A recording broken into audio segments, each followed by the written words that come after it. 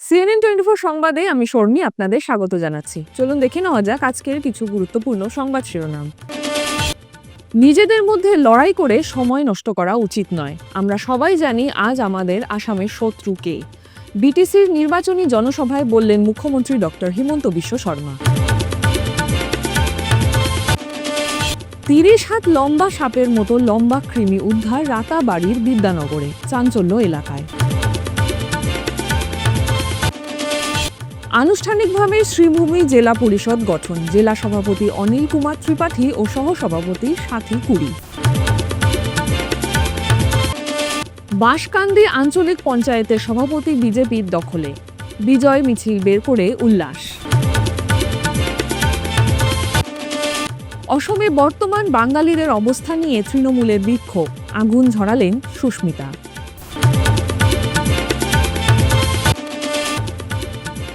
এখন আসছে বিস্তারিত সংবাদে।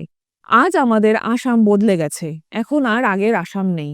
আমাদের নিজেদের মধ্যে লড়াই করে সময় নষ্ট করা উচিত নয়।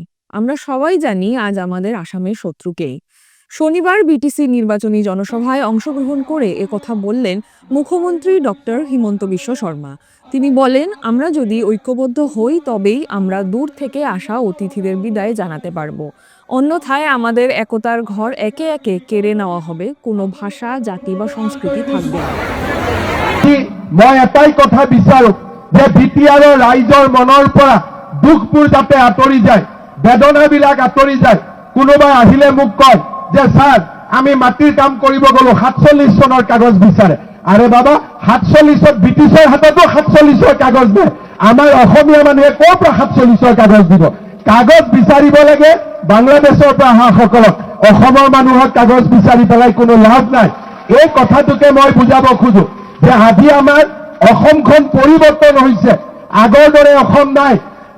এতিয়া অসমীয়া বা আমাৰ বড়ো, ৰাভা আমাৰ মাজত কাজিয়া কৰি পেলাই আমি সময় পাৰ কৰাৰ সময় নহয়, কাৰণ আমাৰ শত্ৰু কোন তাক আজি আমি সকলোৱে চিনি পাওঁ।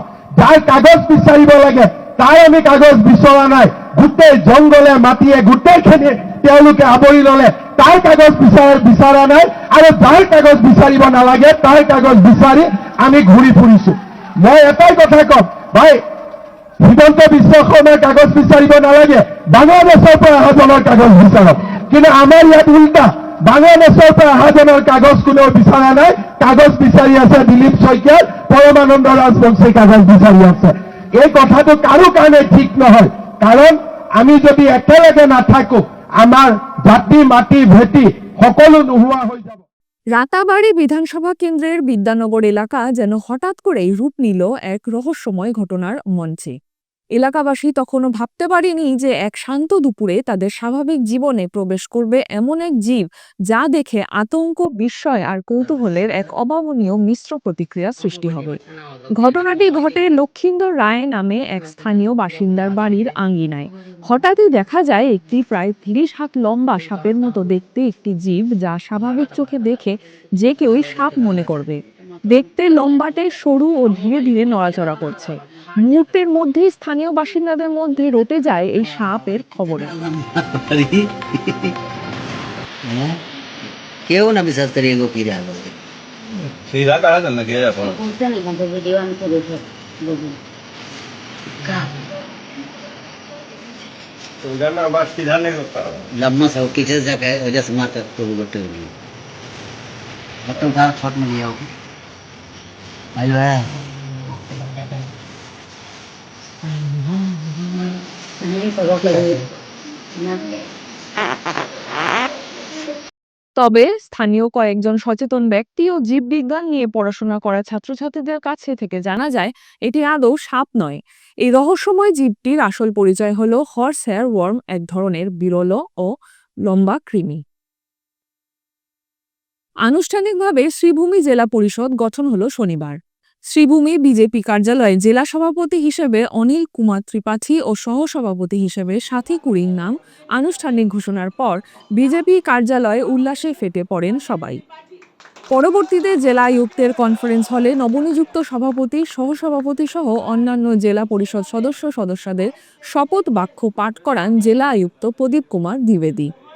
একসময় সভাপতি ও সহসভাপতি হিসেবে গোপনীয়ভাবে ভোটাভুটি হলে শেষ পর্যন্ত জেলা পরিষদ সভাপতি অনিল কুমার ত্রিপাঠী ও সহসভাপতি হিসেবে সাথী কুড়ির নাম আনুষ্ঠানিক ঘোষণা করেন জেলা আয়ুক্ত। পরবর্তীতে জেলা পরিষদ কার্যালয়ে এসে সভাপতির চেয়ারে অনিল কুমার ত্রিপাঠী ও সহসভাপতির চেয়ারে সাথী কুড়ি বসেন। জেলা পরিষদ কার্যালয়ের পক্ষ থেকে নবনিযুক্ত সভাপতি, সহসভাপতি সহ অন্যান্য সদস্যদের উষ্ণ সংবর্ধনা প্রদান করা হয়। हमारे जिला परिषद सदस्य जीते थे 11 वोट प्रेसिडेंट को भी मिला और वाइस प्रेसिडेंट को भी 11 वोट मिला। देखिए, हम लोग भारतीय जनता पार्टी के कार्यकर्ता हैं। भारतीय जनता पार्टी एक अनुशासित पार्टी है और दल से जो हमको आदेश मिलेगा उस हिसाब से हमको जो है आगे ग्राम डेवलपमेंट के तरफ से आपको पहला काम किया है। बीजेपी का नाम ही है डेवलपमेंट, बीजेपी का नाम ही है डेवलपमेंट। देखिए आगे आगे क्या होता है, बीजेपी बोलती नहीं है, करके दिखाती है।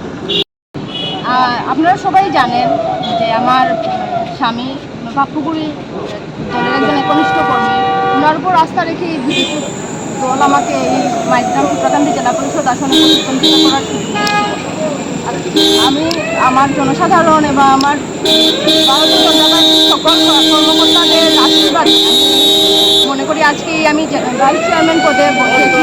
আমি সবসময় ওনাদের আদর্শ মতে নীতিমতো চলব। বাঁশকান্দি আঞ্চলিক পঞ্চায়েতের সভাপতি বিজেপির দখলে যাওয়ার খুশিতে বিজয় মিছিল করল বিজেপি। শনিবার সকালে ডোংরিপাড় সেতু সংলগ্ন থেকে বিশাল বাহন নিয়ে মিছিল শুরু করেন বিজেপি সমর্থকরা।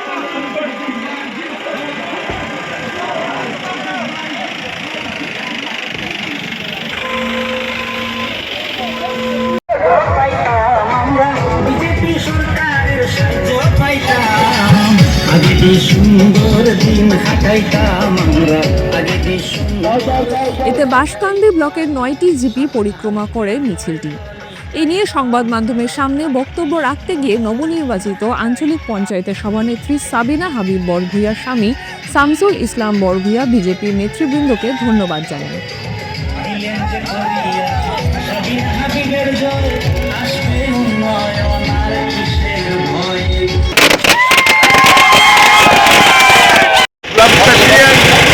আমার সহধর্মিনী সাবিনা হাবিব জয় আজকে যে বিজয়ী মিছিল সেইটা ঐতিহাসিক বিজেপি মিছিল। আর আমরা মনে করি নিয়ার আজকে মিছিল দিয়া যে আপনারা বিগত দিনে দেখতে পারছেন যে সমস্ত খাসার ডিস্ট্রিক্টের মধ্যে একমাত্র সোনাই একটা ব্লক কংগ্রেসে গঠন করছে, তাছাড়া আর কোনো ব্লক নাই। তাই আজকে আমরা ঐতিহাসিক একটা মিছিল করিয়া যে আমাদের 9টা জিপি যেটা আছে আমরা 9টা জিপি পরিক্রমা করবো। আমরা সোনাই ব্রিজ আরম্ভ করছি। আমরা সোনাই কর্মকর্তা তো আমার ভাইস প্রেসিডেন্ট আরুল ভাই, আমার রামেশ্বর দা, আমাদের ডিস্ট্রিক্ট প্রেসিডেন্ট সহ আমরা আজকে শিলচর কনকপুর হয়ে গিয়ে আমরা বাঘুর নিয়ারকাম হয়ে বাঁশকান্দি পুরা 9টা জিপি আমরা পরিক্রমা করবো। আমরা দেখতে পারছি একটা বাঁশকান্দি ব্লক এটা জয় শুধু নয়, এটা একটা উন্নয়নের একটা জোয়ার বসবে আগামী দিনে মানুষের আমরা ময়ন জয় করতে পারবো, এটা আমরা আশা করছি। ভারতীয় জনতা পার্টির বাঁশকান্দি ব্লকের আঞ্চলিক পঞ্চায়েত সভাপতি জয় হওয়ায় আর ভারতীয় জনতা পার্টির এই ব্লকটা দখল করে নেওয়ায় আজকে আমাদের এখানে উৎসাহে এই বিজয় র্যালি, বিজয় মিছিল চলছে। এই বিজয় মিছিল এখানে সুরাই থেকে শুরু হয়ে ধনরি হয়ে বাঁশকান্দি হয়ে নিয়ারগ্রাম বাঁকুড় হয়ে আবার রিটার্ন এখানে আসবে। তাই ভারতীয় জনতা পার্টির যে জয়, আমরা চাই ভারতীয় জনতা পার্টি গ্রামগঞ্জে যেভাবে উন্নয়ন করছে, যেভাবে গরিব দুঃখীদের জন্য কাজ করছে, সেটা আজকে প্রমাণিত হয়েছে যে মানুষ ভারতীয় জনতা পার্টির পক্ষে আসছেন এবং ভবিষ্যতে এই গ্রাম যেগুলা এপি জিতেছেন এবং যে 9 জন জিতেছেন, যারা সবার এলাকায় বিরাটভাবে কাজ হবে এবং ডেভেলপমেন্ট হবে, গ্রামের সমস্ত সমস্যার সমাধান করবে ভারতীয় জনতা পার্টি। অসমের বর্তমান বাঙালিদের অবস্থা নিয়ে বিক্ষোভ সমাবেশে আগুন ছড়ালেন সুস্মিতা। বর্তমানে বাঙালিদের নিয়ে মুখ্যমন্ত্রীর বিভিন্ন সময় বিভিন্ন বক্তব্যের বিরুদ্ধে কাছাড় জেলা তৃণমূল কংগ্রেসের উদ্যোগে শিলচর শহরে ক্ষুদিরাম মূর্তির পাদদেশে বিক্ষোভ সমাবেশ আয়োজন করে। দেখুন সবিশেষ। তৃণমূল কর্মীদের সঙ্গে নিয়ে বক্তব্য রাখতে গিয়ে পশ্চিমবঙ্গের সাংসদ সুস্মিতা বক্তব্যে রীতিমতো তীব্র বাক্যবাণে বিজেপি এবং মুখ্যমন্ত্রীকে নিশানা করেন। বিজেপিকে বিশ্বাসঘাতক আখ্যা দিয়ে বলেন যে বাঙালির ভোটে বিজেপি বারবার জিতে এসেছে, সেই বিজেপি বারবার বাঙালিদের পিঠেই ছুরি বসিয়েছে।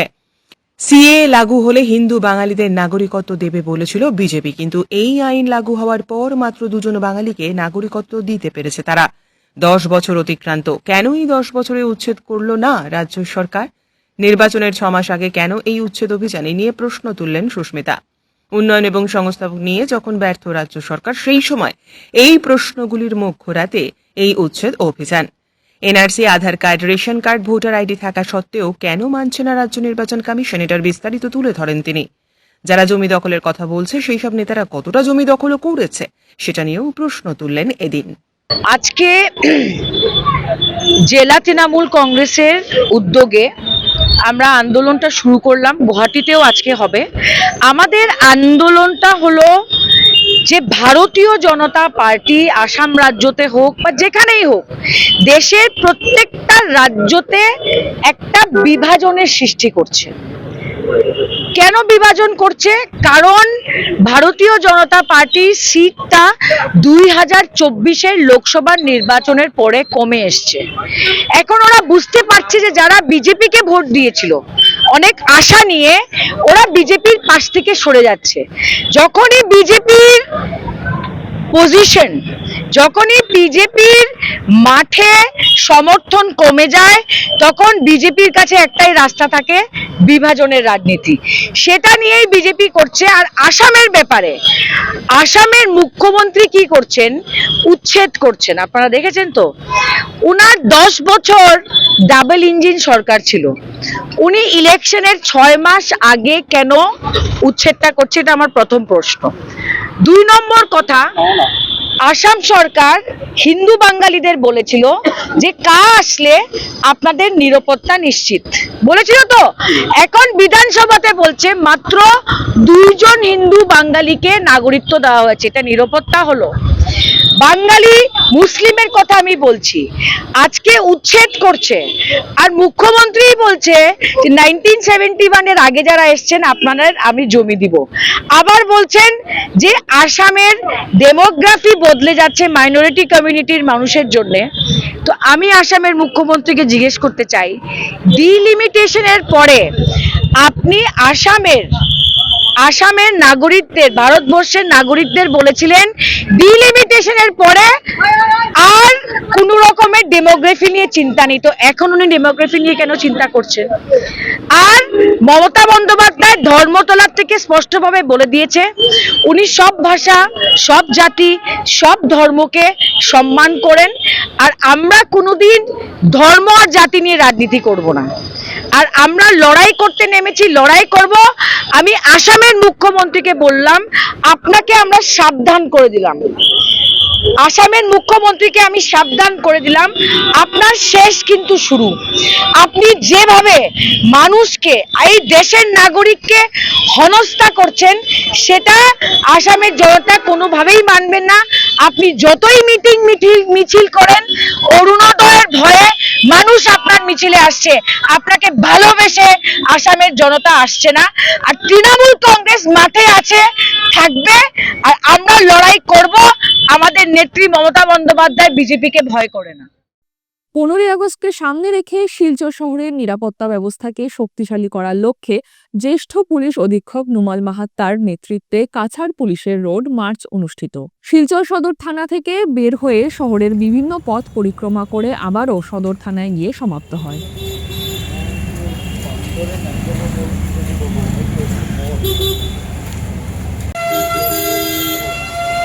তোমার লাইট আছে বা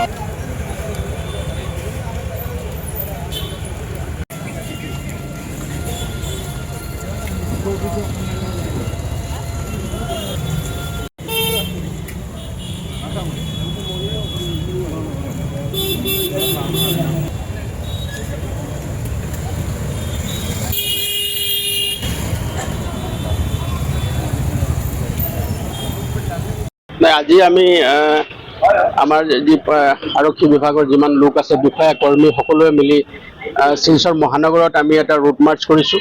আৰু এই ৰুট মাৰ্চটো আপোনালোকে জানে যে অহা দিনবিলাকত 15 আগষ্ট আহি আছে আৰু অহা দিনবিলাকত দুৰ্গা পূজা আহি আছে। গতিকে সাধাৰণ নাগৰিকে যাতে সম্পূৰ্ণ নিৰাপত্তাৰে থাকিব পাৰে, তেওঁলোকৰ যাতে কোনো অসুবিধা নহয় আৰু কোনো দুষ্কৃতিকাৰী আহি পেলাই যাতে টাউনৰ বা চিটিৰ মাজত সোমাই যাতে কোনো দুষ্কৃতিকাৰী ঘটনা তেওঁলোকে সংঘটিত কৰিব নোৱাৰে, তাৰ কাৰণে আমি নাগৰিক সমাজৰ নিৰাপত্তাজনিত দিশলৈ চাই আমি এই ৰুট মাৰ্চ কৰিছোঁ আৰু মাজে মাজে আমি এইটো কৰি থাকোঁ। গতিকে আমি সেই এটা ৰুটিন ৰুট মাৰ্চ এটা গোটেই মহানগৰখনত আমি কৰিছোঁ। আমাৰ লগত সকলো ৰাজপত্ৰিত যি বিষয় আছে সকলো আমাৰ লগত আছে।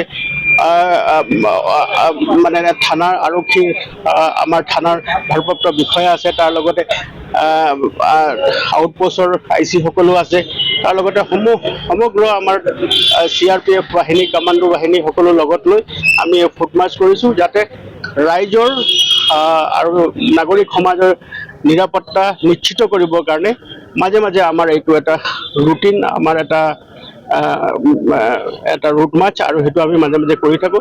আৰু তাৰে অংশস্বৰূপে আজি আমি এইটো কৰিছোঁ আৰু এইটো আমাৰ চলি থাকিব। আজি সমগ্ৰ জিলাখনতে প্ৰতিটো থানাতে এই ৰুট মাৰ্চ আজি আমি পালন কৰিছোঁ আৰু যাতে ৰাইজে শান্তি শৃংখলাৰে থাকিব পাৰে, তেওঁলোকৰ মাজত যাতে কোনো দুষ্কৃতিকাৰী লোক যেনে চুৰি কৰা কাৰ্য বা এনেকুৱা ধৰণৰ যি অপৰাধজনিত ঘটনা সংঘটিত কৰিব পৰা যিবিলাক উপাদান আছে, সেইবিলাক ঠাউকতে আহি সোমাই যাতে কোনো ধৰণৰ এনেকুৱা ঘটনা সংঘটিত কৰিব নোৱাৰে, তাৰ কাৰণে আমাৰ এই যি আমাৰ এটা পদ সঞ্চালন আমি গোটেই মহানগৰখনৰ লগতে সমগ্ৰ জিলাখনতে আজি এইটো আমি কাৰ্যকৰী কৰিছোঁ। ফিরছি একটি বিরতির পর। Dear parents, students and well-wishers, you all know Vivekananda Senior Secondary School, also known as Vivekananda Junior College, was established in 2003 at Chenkuri Road, Silchar, pin code 788007, having science, arts, commerce streams. Every year in HS examination, our students have been passing out with positions, distinctions, star marks, and huge numbers of letters.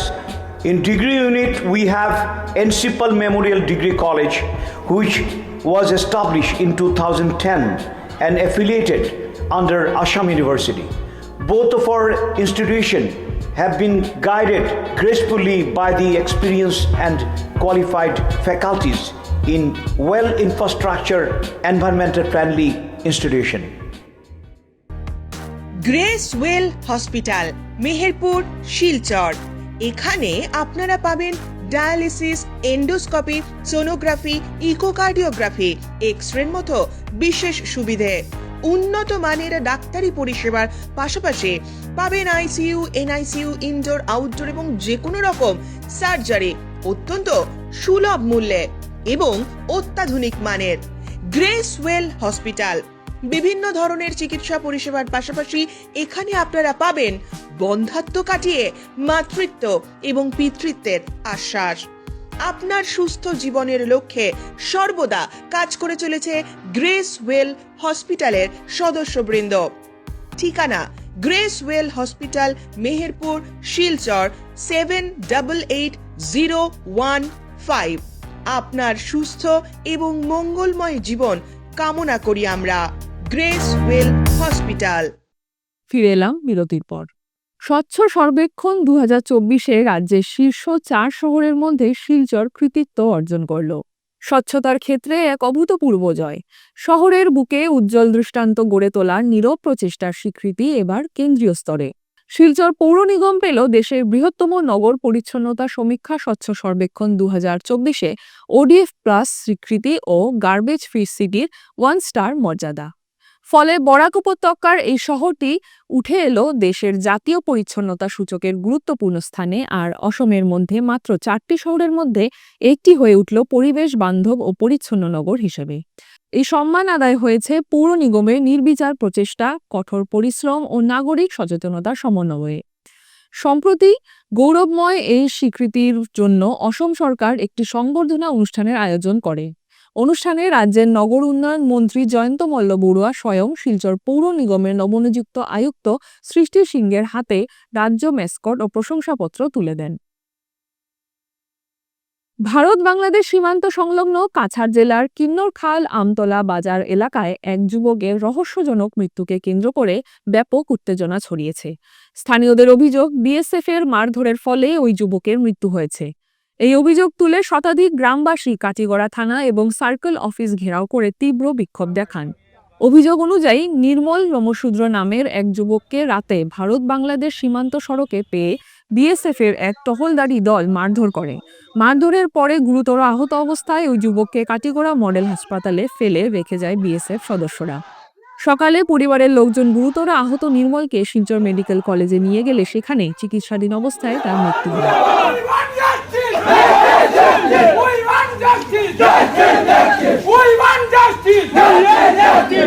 কত বড় একটা ঘটনা হয়েছে, কত বড় একটা accidental মানুষ হোক বা রাস্তা তেমনি ফালাই লোক যদি তারা পাইয়া থাকে, ইনফর্ম করতো না, তারা ইনফর্ম করলো না, তারা লইয়াই গেল। সকালবেলাও তারা এটারে না টানার সাইড লাগাইলো, তারা হসপিটালের মধ্যে লাভারিজ হিসাবে আমরা সকালবেলা গিয়ে দেখি। তারপরে আমার মানে একটু পরিচিত লাগছে, গতিকে আমি অন্য জায়গায় ফোন করছি, ফোন করিয়া কইছি অমুক মানুষটা সিরিয়াস চিনছে হওয়ার পরে তারা বাড়ির মানুষ আছে, এমনও হচ্ছে মানুষ তারা যে 2 টাকার ট্যাবলেট কিনবো ইয়ে নাই তারা। আমি অ্যাম্বুলেন্সও ফোন করছি, অ্যাম্বুলেন্স আনাই আমার পকেট থেকে টাকা 1000 টাকা দিয়ে আমি পাঠাইছি, বলছি বাকি টাকা তোমরা বাড়ির থেকে ম্যানেজ করে যেখান থেকে নিও। আমি আরো 2-1জনকে জিগাই। আমরা অভিযোগ কথা হইলো যে তারা যদি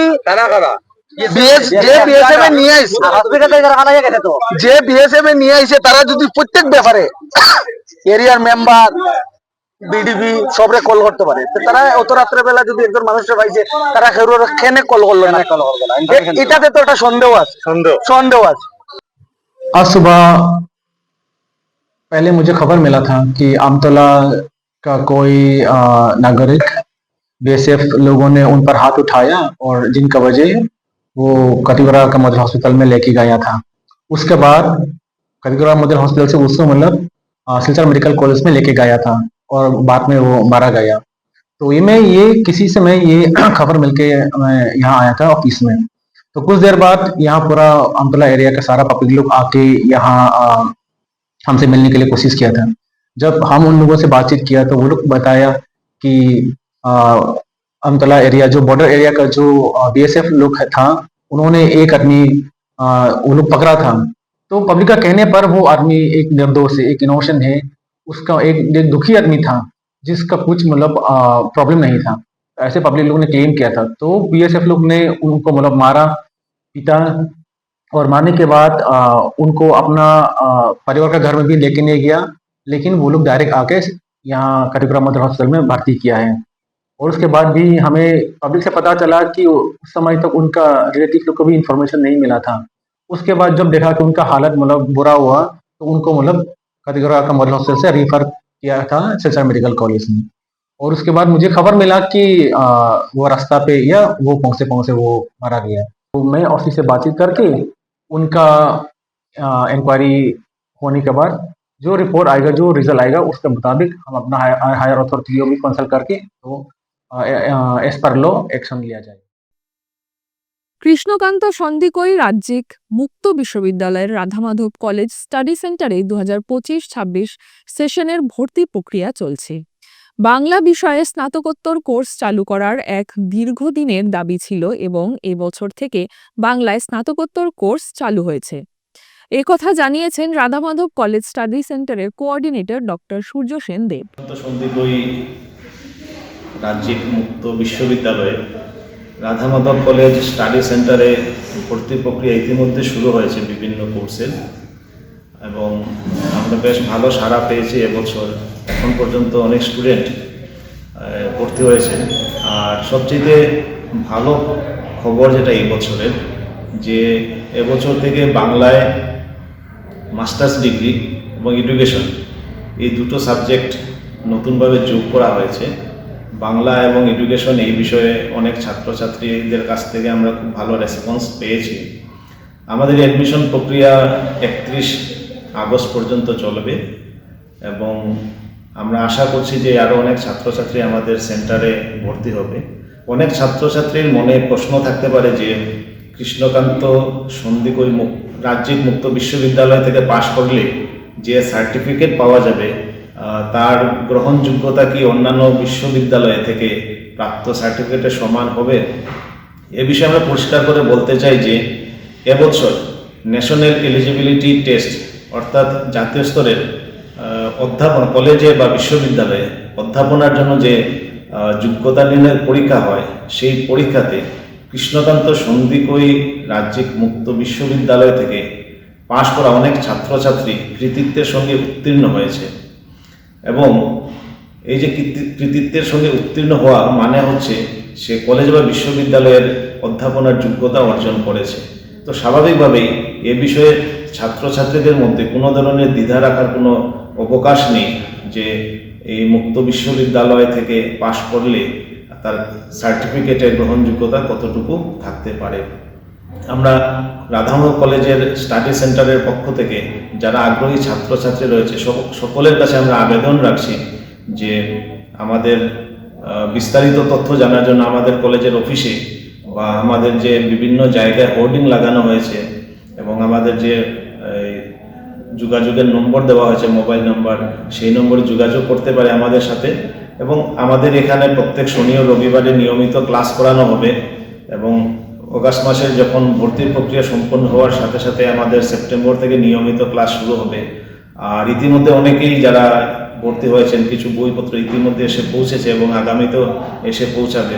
আমরা আমাদের কলেজের তরফ থেকে যথাসম্ভব চেষ্টা করব যারা ছাত্রছাত্রী ভর্তি হয়ে তাদের সমস্ত ধরনের সুযোগ সুবিধা দেওয়ার জন্য। বরাকের আওয়াজের সদস্যরা শিলচর পৌর নিগমের কমিশনার সৃষ্টি সিংকে সম্বর্ধনা জানালো। সেই সঙ্গে শিলচরের প্রধান নাগরিক সমস্যা নিয়ে একটি স্মারকলিপি প্রদান করা হয়। জমে থাকা আবর্জনা, নালা নর্দমা বন্ধ হয়ে থাকা, অবৈধ হকার, অপরিকল্পিত পার্কিং ও জাল পার্কিং ফি আদায়। কমিশনার জাল ফি আদায়ের বিরুদ্ধে কঠোর ব্যবস্থা নেওয়ার আশ্বাস দেন পৌর নিগমের কমিশনার। তিনি জানান যে শুধুমাত্র অনুমোদিত কর্মীরাই এই ফি সংগ্রহ করতে পারবেন। হকারদের সঙ্গে ইতিমধ্যেই বৈঠক হয়েছে যাতে রাস্তা দখলের সমস্যা মেটে। সাধারণ মানুষের সমস্যা জানাতে একটি হেল্পলাইন নম্বর খুব শীঘ্রই চালু হবে। তিনি এনজিওদের সহযোগিতা স্বাগত জানিয়ে প্রশাসন ও নাগরিকদের একসঙ্গে কাজ করার আহ্বান জানান যাতে শিলচরকে একটি উন্নত শহর হিসেবে গড়ে তোলা যায়। শহরের যে ট্রাফিকের যে অব্যবস্থা চলছে সেটার জন্য আমাদের মনে হয়েছে বিশেষভাবে রাস্তা দখল করে যে ভেন্ডাররা বসে আছে এবং শহরে কিছু ইলিগ্যাল পার্কিং যেখানে মিউনিসিপ্যালিটির কোনো পারমিশন ছাড়াই পার্কিং ফিজ নেওয়া হচ্ছে, সেগুলো নিয়ম ম্যাডামকে আমরা জানিয়েছি। এবং রাঙ্গির খাল নিয়ে আমরা কথা উঠিয়েছিলাম, তো উনি বললেন যে টেম্পোরারি যে ক্লিন করা হচ্ছে তা যা ফান্ড আছে ওটা ইউটিলাইজ করা হচ্ছে, কিন্তু যদি আমাদের পার্মানেন্ট সলিউশন লাগে তাহলে আমাদের একটা 30 to 40 crores-এর একটা ফান্ড দরকার, যেটা দিয়ে একটা পার্মানেন্ট ড্রেজিং করা হবে কমপ্লিটলি এটাকে ক্লিন করার জন্য। আরেকটা আবেদন রাখবো ম্যাডামের কাছে, আবেদন যাতে আমাদের প্লাস্টিক ইউজটা আমাদের বন্ধ হয়, কারণ এই প্লাস্টিক ইউজের জন্যই আমাদের গার্বেজ বা ড্রেনেজ ব্লকেজটা সিস্টেমটা এরকম এত খারাপ হয়ে থাকে। তার ম্যাডাম ভীষণ active and she is very responsive and helpful. We are very thankful to her যে উনি আমাদের সব প্রবলেম শুনেছেন। শিলচরকে সুন্দর করতে হলে যেমন প্রশাসনিক প্রচেষ্টা লাগবে, তেমন করে যে আমাদের যে জনসাধারণ ওরাও যদি সঠিকভাবে না আসে এগিয়ে, তাহলে শিলচরকে সুন্দর এবং আবর্জনা মুক্ত শহর করা যাবে। বরখলার সবকটি রাস্তা বেহাল। বেহাল সেতু, কালভার্ট নিয়ে দুর্বিষহ যন্ত্রণায় ভুগছেন বরখলার মানুষ।